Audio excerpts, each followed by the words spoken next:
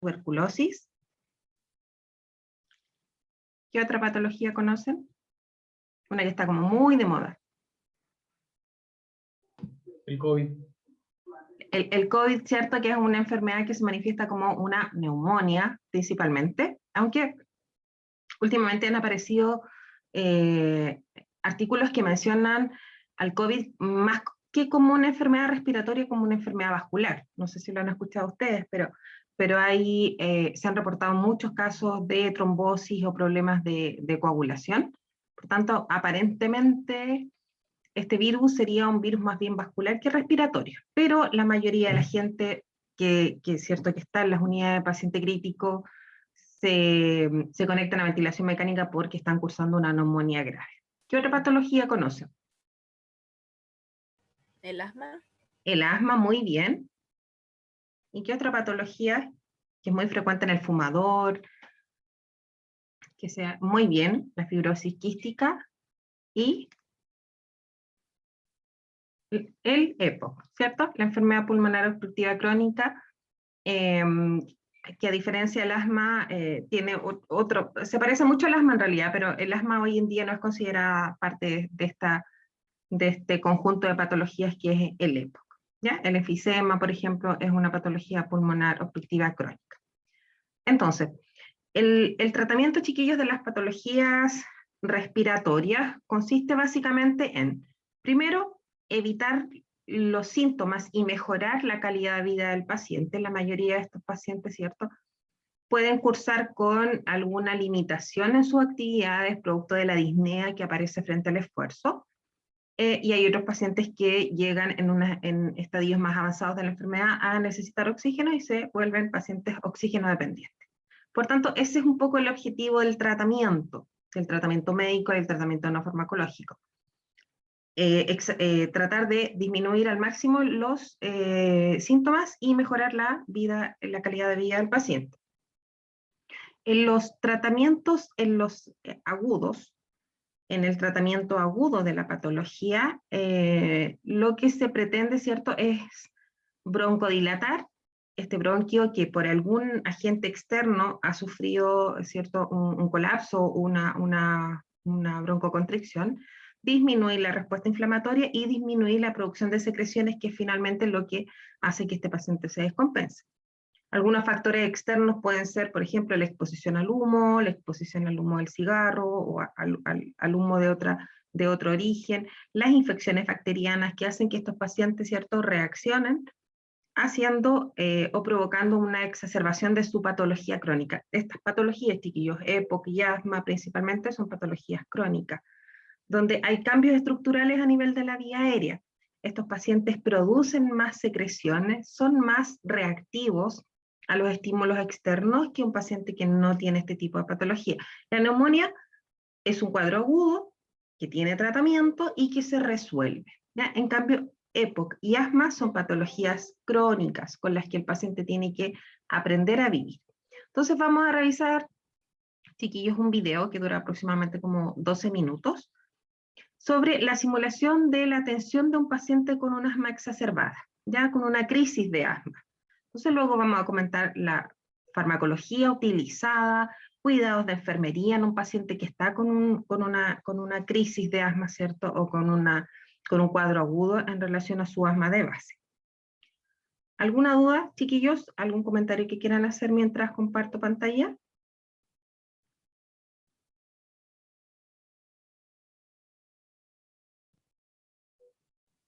¿No? ¿Nada? No, profe. ¿No? Es como un poco complicado este horario para hacer clase. No sé si todos alcanzaron a almorzar, almorzaron recién. Yo no alcancé a almorzar. Y es complicado este horario, chiquillos. ¿Ustedes alcanzaron a tener clases presenciales? No. ¿Nunca han pisado la U? ¿Nunca han pisado la U?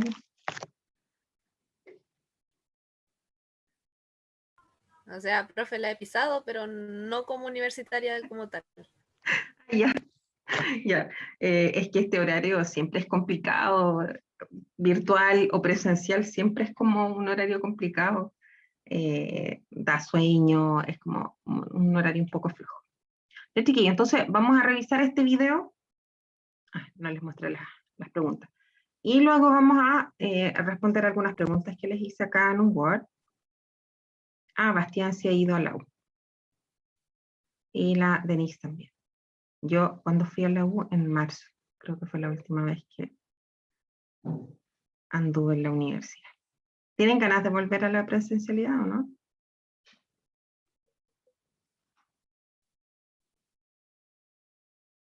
Sí, profe.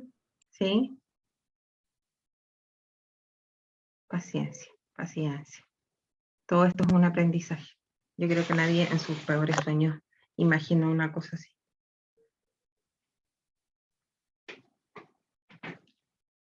Ya, chiquillos, entonces, luego de revisar el video, vamos a trabajar algunas preguntas de reflexión. La primera parte la vamos a revisar después. Quiero que escuchemos algunos sonidos y cómo se supone que debería mejorar, ¿cierto?, estos sonidos pulmonares en el paciente que está con una crisis asmática, luego de la administración de medicamentos, cómo debería escucharse un pulmón. O sea, dentro de lo posible. Sabemos que es un cambio estructural y funcional, por tanto, independiente de que el tratamiento resulte efectivo, hay sonidos que van a permanecer en este pulmón que ya tiene una patología crónica, es decir, no vamos a lograr escuchar un murmullo vesicular, que es el ruido normal del pulmón, completamente normal, porque hay una alteración en su estructura. La vía aérea se vuelve más pequeña, más estrecha, y siempre va a haber un sonido característico. Pero lo ideal es que se acerque a la normalidad. Entonces, para que vayan ya pensando en las preguntas con respecto al video, ¿en qué posición está el paciente inicialmente? Ustedes se van a dar cuenta ahí, obviamente, quién es el paciente, qué refiere la mamá como motivo de consulta, porque el paciente es un paciente. ¿Qué tipo de paciente será? Pediátrico. Pediátrico, muy bien. Que es habitualmente la mamá, ¿cierto? O el papá, el que acompaña en la consulta al pacientito. ¿Ya? Luego, ¿en qué posición se ubica el paciente? ¿Qué antecedentes tiene el paciente? ¿Qué parámetros vitales vamos a controlar en este paciente? Obviamente tenemos que evaluar la respuesta al medicamento. Más allá de que, ¿cierto?, manejemos el mecanismo de acción, debemos valorar si efectivamente el tratamiento tuvo algún efecto en el paciente, o si el paciente definitivamente necesita un tratamiento más agresivo, porque el inicial no resulta. ¿Cuáles son las indicaciones médicas? Van a tener que poner tu oído porque son extranjeros. Sí hablan español, pero son extranjeros, entonces de repente hablan como muy rápido, y para que vayan poniendo atención a las indicaciones, ¿ya? La actitud del enfermero, qué pasa luego de la administración del medicamento, qué cambios notan ustedes en relación a la sintomatología inicial, y luego cómo aplicaríamos a grandes rasgos el proceso de atención de enfermería en este caso. Todo lo que hacemos, chiquillos, recuerden, siempre es en el contexto del PAE, nada se hace de manera aislada, hay un contexto, hay una valoración, hay un problema de enfermería, hay intervenciones, y luego hay una evaluación. Entonces vamos a revisar el video ahora.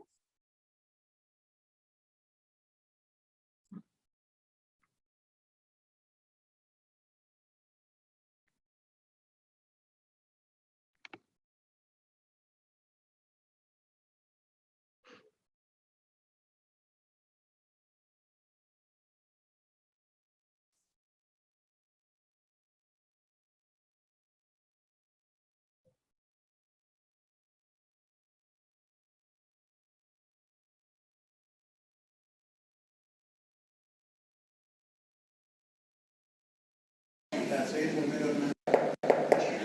Buenas tardes. Buenas tardes. Soy el bombero Hernández. Ok, mucho gusto. ¿Cuál es el nombre? Se llama Julio.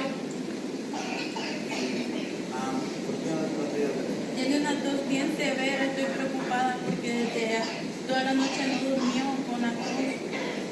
Pero él ha venido otro día, otra vez. Sí, ha estado 2 veces en la emergencia en los últimos 2 años. Por lo mismo del asma. Él es diagnosticado desde que tenía 4 años. Y tiene su... Usa pompa. ¿A qué hora lo usó? Ahora en la mañana, a las 6 de la mañana. No hizo nada, siguió igual. Ahora sí que no me da la Ok, gracias.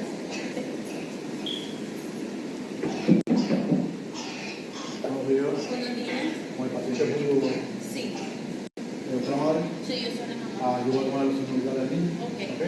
¿Este espacio aquí? No voy por acá, Ok. claro. Gracias.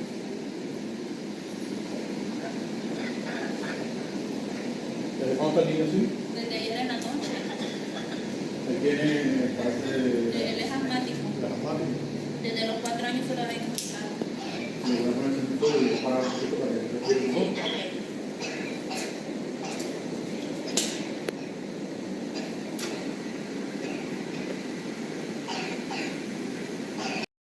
¿Pudieron identificar alguno? ¿Esta caja? ¿Cómo? No te escuché, Romina. Albuterol, algo así escuché, no sé si... Sí, muy bien. Fue ese. Y no sé si alguien más alcanzó a escuchar otro, porque además el audio no era como, era bajito. No sé, el audio y el video la verdad es que no eran óptimos, pero era el video, el mejor video que encontré de simulación sobre un paciente con asma. Entonces vamos a ir revisando las preguntas y vamos a ir conversando un poco sobre la farmacología respiratoria. ¿Conocen algún medicamento que actúe en el árbol respiratorio?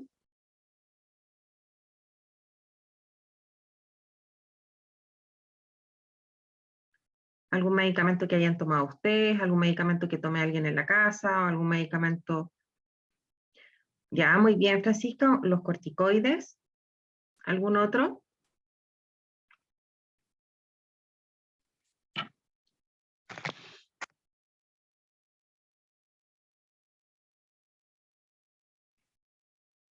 ¿Conocen los inhaladores, cierto? ¿Conocen los jarabes para la tos? Sí, profe. ¿Y Sí, profe. y los antitusígenos y los mucolíticos, los expectorantes?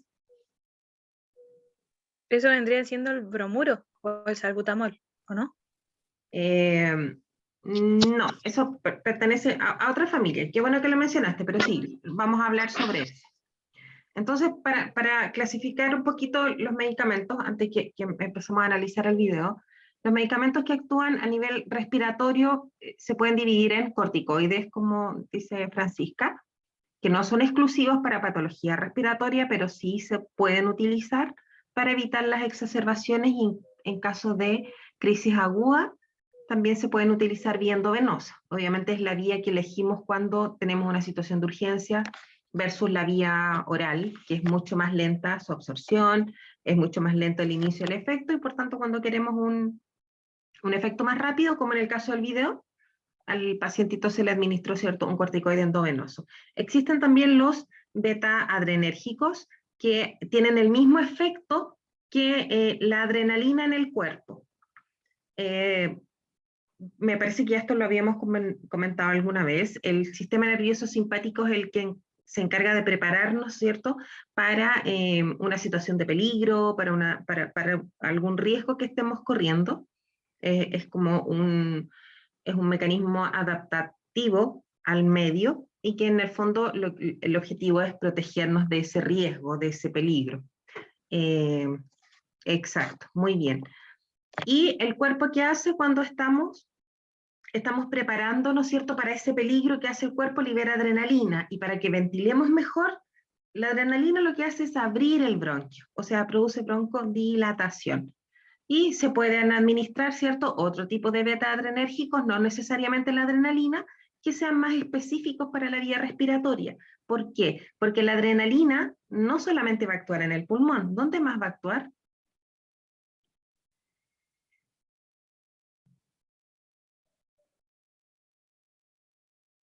Cardíaco, ¿cierto? ¿Haciendo qué cosa? ¿Qué va a hacer a nivel del corazón? Esto ya lo hemos conversado, ¿cierto?, antes cuando vimos medicamentos de alto riesgo. Va a aumentar, ¿cierto? Muy bien, va aumentar la frecuencia cardíaca y además va a aumentar la fuerza de contracción, es decir, es un inótropo positivo y un cronotrópico positivo. Por tanto, para evitar esos efectos adversos se puede utilizar un beta adrenérgico más selectivo, es decir, que actúe sobre los receptores beta 2. Los receptores beta 1 están en el corazón y hay unos más selectivos que actúan a nivel del pulmón o del músculo liso bronquial, que son los beta 2. Entonces, tenemos los corticoides, cuyo objetivo es disminuir la respuesta inflamatoria. Acuérdense que yo les mencioné al principio de la clase que los pacientes con EPOC, con asma, con este tipo de patologías crónicas, son más reactivos frente a los estímulos externos.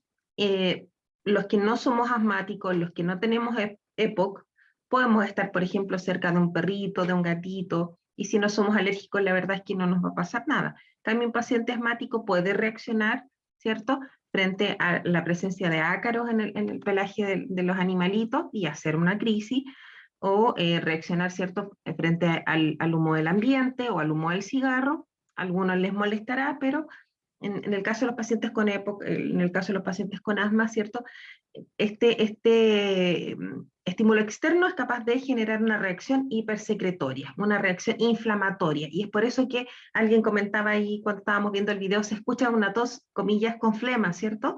Porque era como una tos como con secreción, era una tos húmeda, pero no era productiva porque además había un cuadro obstructivo asociado.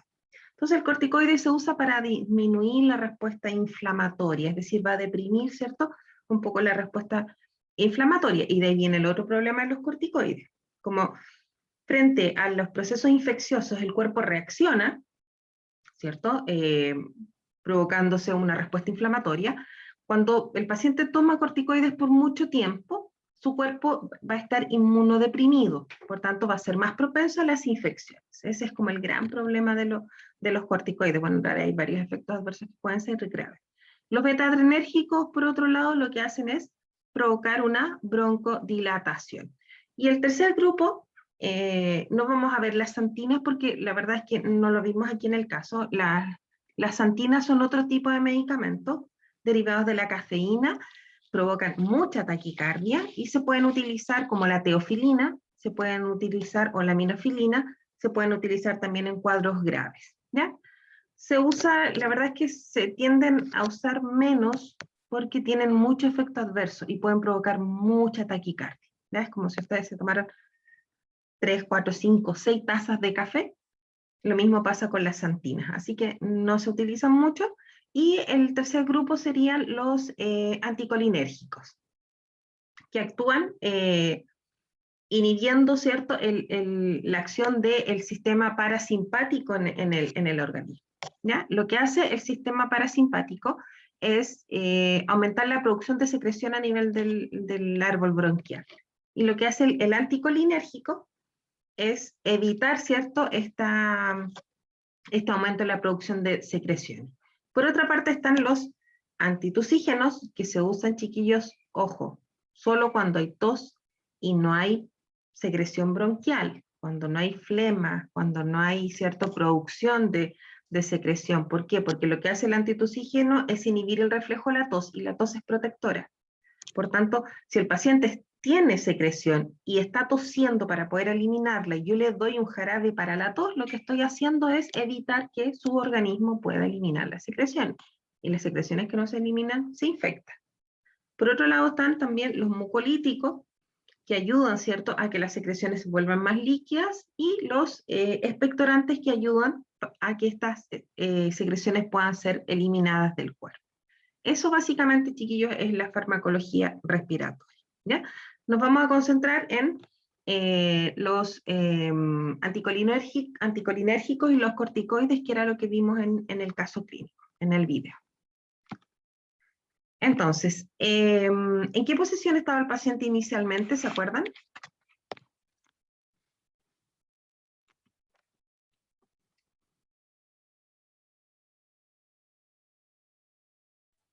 ¿De cúbito supino, profe?